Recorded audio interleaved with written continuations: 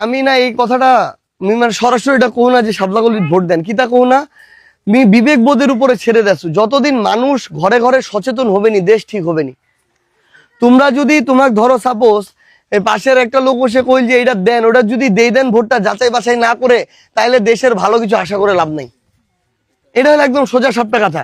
আমরা যদি নিজে সারা জীবন চলার ব্যাপারটা কেঙ্গে ভালো হবে এটা বুঝি, তাহলে ভোটটা কোনটা দিলে ভালো হবে এটা বুঝবো নি আমরা, এটা বুঝবা হবে। এইটা যতদিন বোঝা হবে নি দেশটা ভালো হবে নি।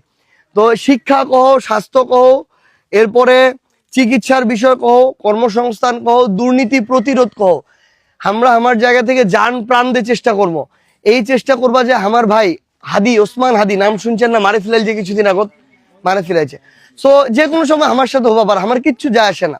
আল্লাহ আমাকে যে আন্দোলনের সময় বাঁচা রেখেছে এটা অনেক। কিন্তু আমার কথাটা হইল, যতদিন আমরা বাঁচে রইমো আমরা ভালোটার জন্য খারাপের বিরুদ্ধে ফাইট করবো। এখন আমার মা চাচি বোনরা আমাক 6 লাখ সঙ্গ দিবে কিনা, সাপোর্ট দিবে কিনা, এটা তোমার বিবেক বোধের উপর আমরা ছেড়ে দিও, ঠিক আছে?